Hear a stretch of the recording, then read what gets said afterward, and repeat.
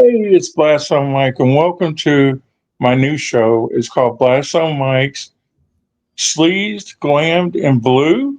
And my first guest for my first episode is Eric, and you all would know Eric from Wildstreet. Wildstreet's that band that broke out, 20 years ago? Approximately, yeah. And me and Eric have been friends for at least 20 years because I did Rock Oklahoma my own stage in 2007, and then I went back to Rock Oklahoma in 2008. The big band in 2007 was Dirty Penny, if anybody remembers them. And Yep. Wall Street was the band who picked that up in 2008 and ran with it. Yeah, and then So, Dirty Penny joined Wildstreet. You know what I mean? so you know, I enjoy those times, man, when I did Rock Oklahoma in 2008. And, I had my own stage.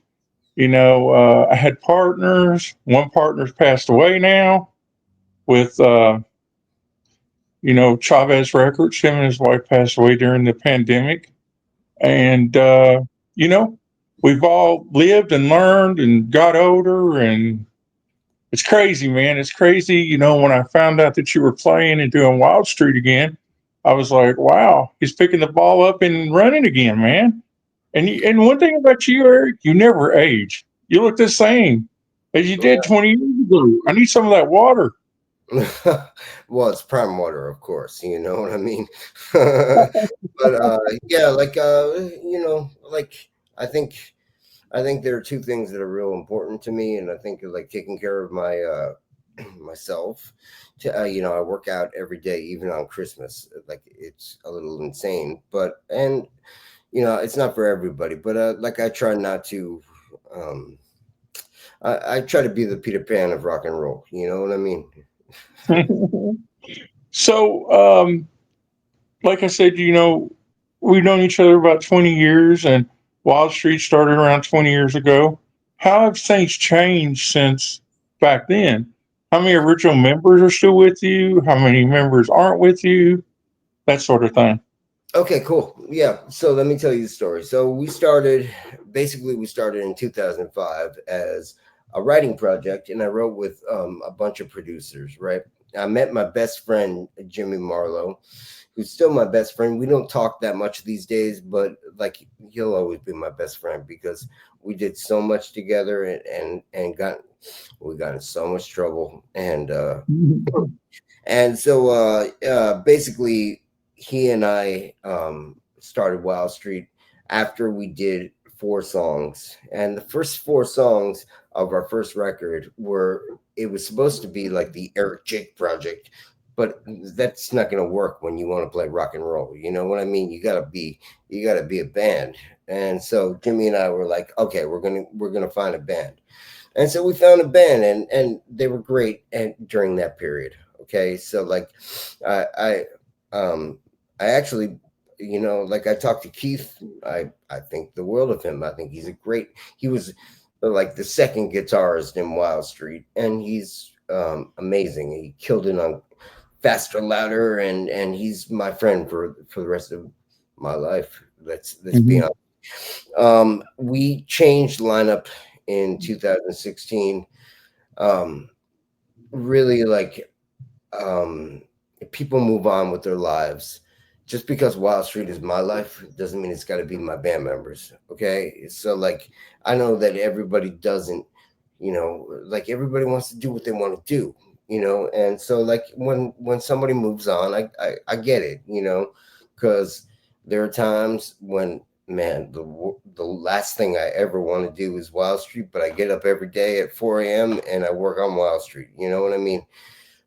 Because it's been my job for over almost 20 years. Let's say this. So so then we reformed in 2016, and we put out this single called Raise Hell, right? And we played at Irving Plaza in New York City, and it was like a big show. It was pretty cool. Before we took this little break in 2013, we had really big shows, and we also had millions of views on. We went viral on YouTube, and like I have no regrets. It's like that was that period. This period I think is better, to be honest.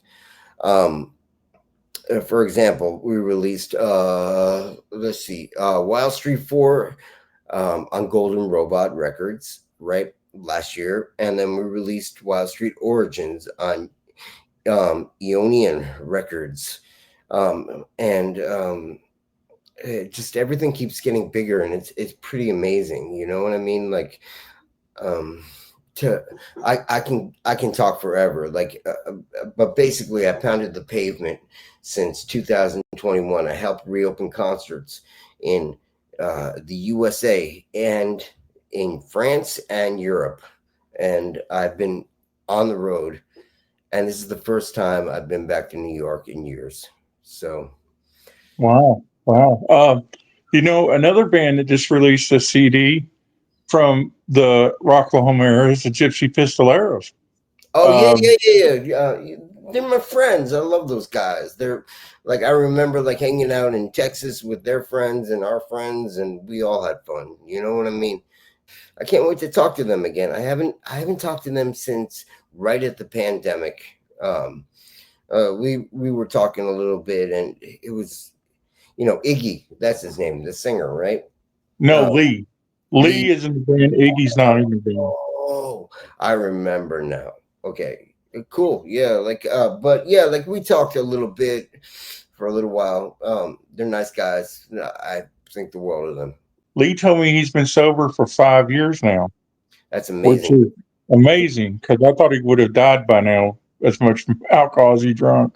But you know, it's wild when you go back and you think about some of those bands, from 2008. Like, another band from that era, from 2008 is Texas Hippie Coalition. They are playing everywhere. I just saw them. I just went and seen them last month. They played with a band called Speed Freak and God, I can't think of the other band's name for the life of me. Anyway, it's got a guy from LSD in it that plays with Donnie V. Oh, He's really? in Cool. Yeah. it. So, it's wild to go back and see that where people have landed now, and for you, you've landed back in Wild Street again. Mm-hmm. And Lee's landed back in the Gypsy Pistoleros, but other guys are in other bands. Mm-hmm. It's it's a testament to music, man. Because when I went back and we were talking, and I told you I needed a intro song for my new show. You sent me a bunch of music, and then I was looking at the videos, and I picked the one I liked. And to me, that song is an anthem. Oh, thank you. It, it will always be an anthem. And if you can, go ahead and tell people what that song is and when it came Okay. out and all that. I've done it a million times. I can tell you. One thing I gotta say though, do you remember this band from Mississippi, the Glitter Boys? Uh, Yes. yeah, like that's back in the day, right? And so like I Mhm. was hanging out at the NAM show in January, and for the first time in many years, I ran into the drummer from the Glitter Boys, and it was like the coolest thing ever. You know what I mean? It's like, um, it's cool to see people still playing music and still rocking hard. Like, it's been a while. But let me tell you about Easy Does It. So basically, I'm gonna be very honest. Like my buddy lived on um he lived in Washington Heights. I live in Williamsburg, right? So it's like a really far travel. So I would like wake up at like 5 a.m. or 4 a.m. and I go and work out at the gym in the neighborhood, and then I get on the train and go and see Kyle. And so we wrote Easy Does It because the lyrics were like the easiest to write ever, right?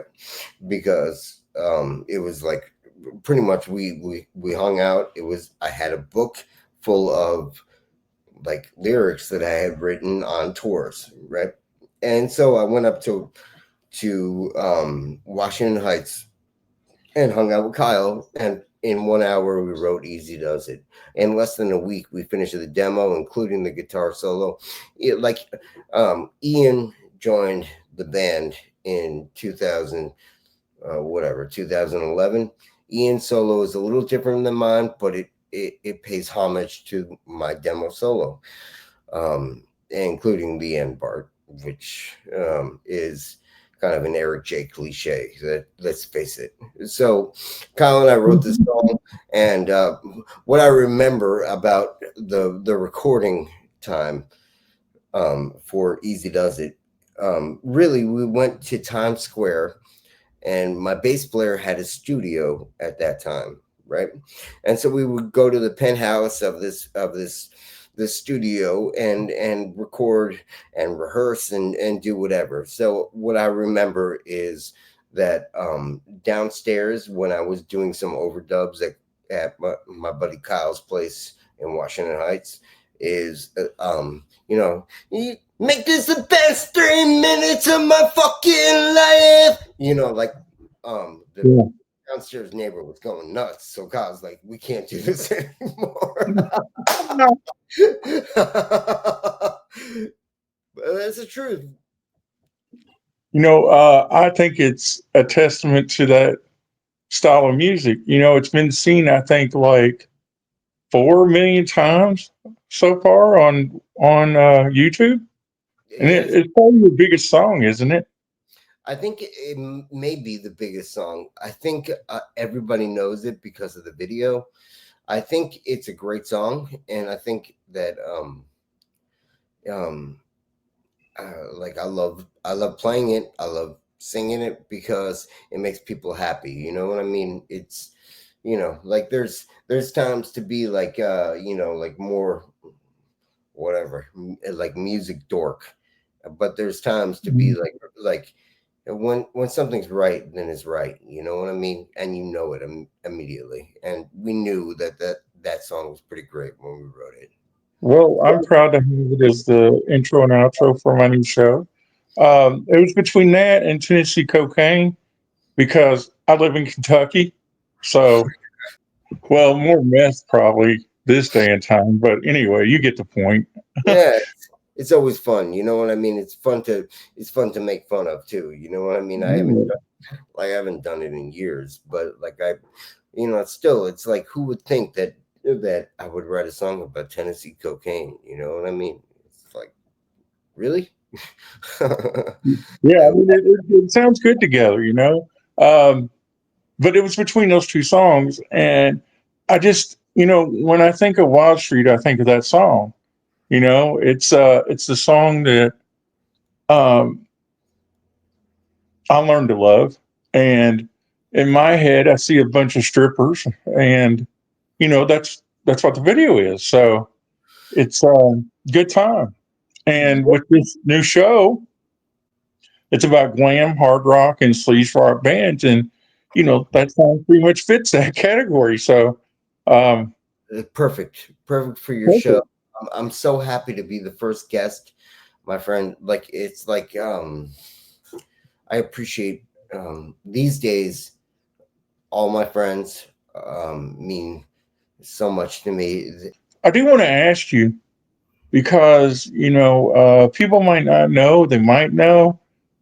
Now, when you were, I can't remember the timeline, okay, Eric? So you might be able to help me with that. But didn't you all do a tour overseas? And didn't somebody leave you in the middle of somewhere and you had to freaking figure out how to get home? Oh yeah, oh man, I have so many stories. Okay, so like our our first European tour ever. We were asked to play the Glam and Sleaze festival in Germany, and we were supposedly co-headliners, but it didn't seem to work out like that. We were treated like all the other bands, but it was fine. Whatever. Like, we had a this tour manager that coerced my buddy to work with us, right? Tour manager not only didn't get visas for the band to go into the UK and had a bunch of shows booked, but he also like threw all our gear outside of his van, and I paid the price for it about 4 times because I bought a brand new Les Paul, right? And my Les Paul was, you know, the headstock was severed. Um, Hmm. I've had to deal with that for so many times since then. But the good thing is that I have Music Pro insurance, so it's all good these days. But yeah, so like we played in Europe. I think we played like 15 for 13 countries. We played like this really crazy long tour in 2023, and then we ended up doing another European tour in 20, like later in the year, and went to Hmm. play with Cruel Intentions and Sister in in I guess it was Netherlands. And then last year we did 2 European tours and one really long coast to coast US tour. Okay, so like um basically and between all this we did Mexico in 2022 and we did the US countless times. Yeah, like it, I get around, you know what I mean? But But so you live and you learn from that incident in Europe, then I guess, right? yeah, I learned the first thing I learned, first number one thing I learned from all my touring is you got to stay with your band. No matter what anybody else does, you stay with the band. You make sure stuff's right because you're in charge. All right. And so like that's what I learned. What I learned also is not to trust people unless because I know the provisions that you need to make. I know the things that you need to do, and you know I'm not. I've done this for a long time, and I love music. And people get like like they get overwhelmed. I don't get overwhelmed. I'm chill. You know what I mean? I have to Hmm. like I have to force myself to stop working. You know what I mean? Because like really this is my life. So but I think that everything in Europe was a success. Last year in the U.S., it was really big, like a huge thing for me personally because it's nice to reconnect with my fans. Just like Monsters of Rock cruise in March. Okay, Hmm. Monsters of Rock was the greatest thing in my life. Why? Because I got to reconnect with people like you who have been there since the beginning, right? Who love Wildstreet since the beginning, who like people who, they don't, you don't need Wild Street Origins because you own Wild Street 1 and 2. You know what I mean? It's like, um, so it was a, it's been a crazy couple of years. Like I try to be everywhere and do everything. Let me tell you like a little secret. Like Hmm. we just came back from the M3 um kind of festival, like that Maryland get Hmm. together, East Coast, whatever. Um I've been trying to go everywhere this year, right? And be everywhere just so, when you live far away um, from your friends may not have you in their mind. Um, and once again, I love everybody. You know what I mean? So I'm trying to reconnect with people in a deeper way that is not, hey, how you doing on Messenger? It's more like Yeah. this, right? And so we went and played the first the like an acoustic set. Me and Dylan played an acoustic set. Uh, where am I going with this? Well, I played the first M3 party. I helped um, Dave start his tradition, right?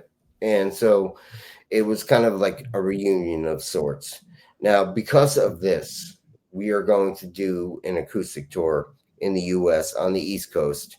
Probably not get too far because there's limited dates and I don't want to, I don't want to be out for a long time, but I want to establish a new, we're setting up for our new record to come out, Hmm. okay? And we have tours planned full band later in the year. Everybody can wait for those for the full band.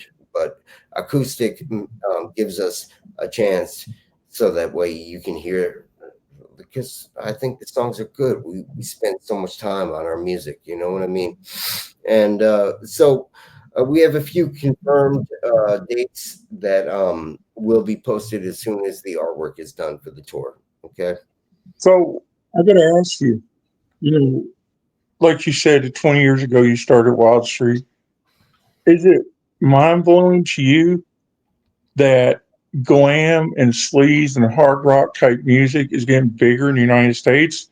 Like, no, let me precurse that, okay? Because I want to talk about Spread Eagle. I And love. Spread Eagle has been, since the first time they were on Monsters of Rock, they destroyed every band on it. Everybody talked about how they were Ray West and then were just freaking phenomenal. And they're touring now, which their bass player used to play with Sebastian, but now he's playing in Spread Eagle again. What do you think about bands like that, like Spread Eagle, Child's Play? All these bands that were from the early '90s that are having a resurgence, and it's not just when we look at glam, we used to look at like Sweden and Finland and places like that, but now we're seeing more and more glam bands in America Yeah, and crazy bands. What do you think about that? I think it's amazing. I actually, Rob is a very good friend of mine. I think he's a great bass player.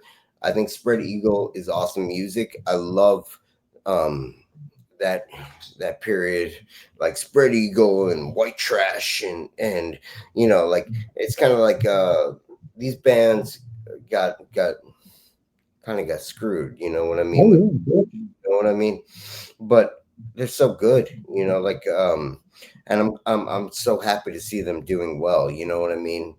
Like, glam rock has never gone anywhere. There's great glam rock bands in the US. There's Midnight Devils, for example, Kickin' Valentina. These bands are pretty good. There's a band that's working with my company. My company's called Beyond Agency, right? And so and they're called like Stone Whiskey, and Oh, I love him.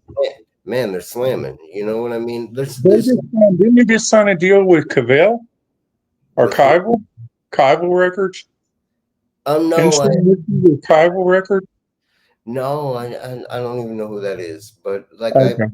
I not only do I play in Wild Street, and Wild Street is really like, let's face it, it's what I care about. But like, I Mhm. also try to help people, right, and help people's bands get bigger, because I know what I did wrong, so I can probably advise. You know what I mean? Mhm. So like, I run this company called Beyond Agency, and we started in 2022.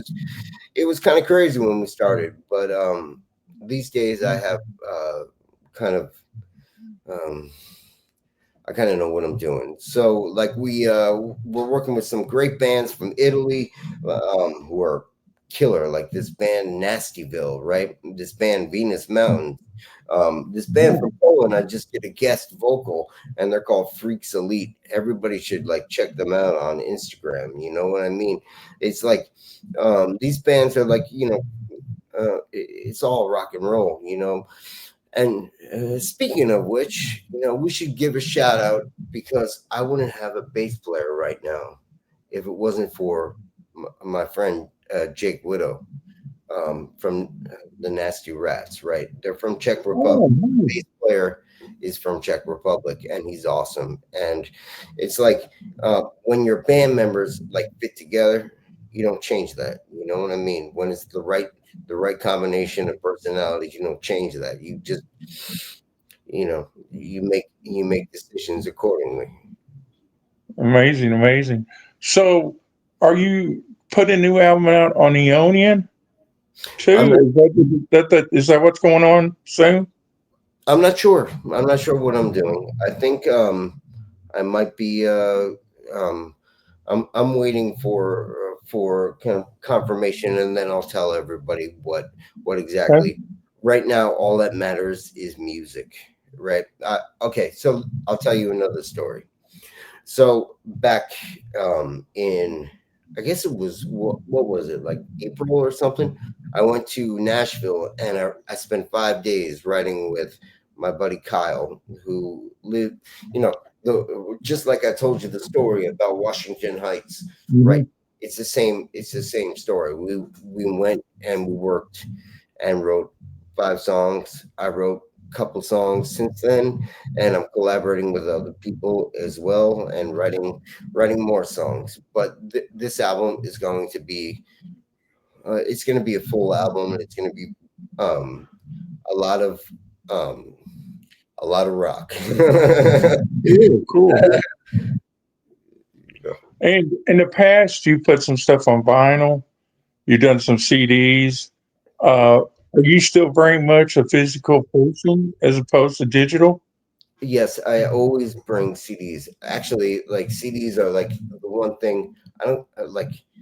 Everybody wants to take home a memory. If they associate, your music like a physical CD with that memory, then they're fans for life. I believe that.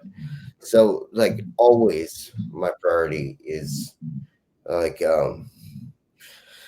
I try to get physical copies of everything, and Hmm. so I have stock of Wild Street 3, Wild Street 4, Wild Street Origin, like right now, and they're available like on our site. You can order them, like no matter what country you're in. I'll figure it out. Like for some reason, our website like has like crazy shipping prices, which I don't understand, but everybody can order anything, and I'll try to figure it out for everybody. Cool, cool. And if somebody wanted to reach out to you, what's the best way? Okay, so on Facebook, we're Wild Street NYC. On Instagram, we're Wild Street Official. On TikTok, we're Wild Street Official. On YouTube, we're Wild Street. And, you got to put that at thing, But the easiest way to reach out to me is by writing wildstreetmusic.com and doing the contact form. You can end up winning like custom vests and lots of things because I do these things every day. You know what I mean? So, but yeah, like go find our music. Go listen to Wild Street on Spotify. Go listen to Wild Street on YouTube, Apple Music. We're everywhere. And you know what? You won't miss me because you'll see my stupid hair. You know what I mean? Well, it's been good talking to you. First, thanks for doing this interview. Second, thanks for letting me use the song. I really appreciate it. You know, it's been a good life for me as far as I don't know if you looked at my website, but my website, my the girl does my website and does all my editing is amazing. Uh, she does all my logos. I've got like 6 different shows going on. You Yeah. know, and it's awesome when the people that you respect or like says, "Yeah, you can use my song." Like for my other show, Blastzone Mike's Fire Rock TV show. It's the 4th season, and the last season was with Ali Colleen. And I'm not going to say anything else but Ali Colleen, but she let me use her song for this. And then I'm good friends with Bobby Liebeland, and he let me use the Pentagram song "Lightning in a Bottle," which is the next song. And then I have a new vinyl show coming out, the Profile One Piece of Vinyl, and Dave Angstrom from Superfuzz let me use his song, which is not in any form right now. It's fixing to come out on vinyl again. And now, you said that I could use your song, and then I work for a record label, and the bands that I've signed to the label have let me use their music. So it's really, I had this conversation with my boss today, and I told him, I said, it's not about the money. It's about helping artists succeed, and it's about the love of it. It's at one time it was about money, but as you've been in the business for years. You can't make no damn money. It's not about the money. It's about the love of being able to help a band. In your case, the love of a fan that comes and buys your product or comes to your show or whatever it is. That's what I want to leave people with. Like I told you in the message, we need to start uplifting people and stop tearing people down. That's And true. and we That's the live in a world that if you look different, I'm really really into this new band. I don't know how much you're into new music, but I'm into this new band called Funeral Portrait. They're from Atlanta. Mhm, They um they're right now they're at Sonic Temple in Ohio playing. Their mhm, first tour was with Five Finger Death Punch of Marilyn Manson last year.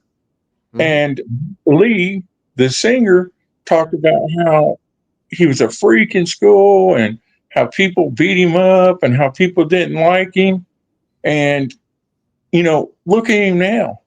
He's had the number one song in the freaking country with Suffolk City. And we have to promote people. We have to stop tearing people down. There's too many people killing themselves in America and everywhere else. And, you know, it, when when it gets close to home, it's pretty scary. And you know, you live and you learn. I guess that's the whole point, Eric. You live and you learn, and you move on. And I'm glad you're still doing good. I'm still glad that Wildstreet's going. I'm still glad that you look like you're 20 still.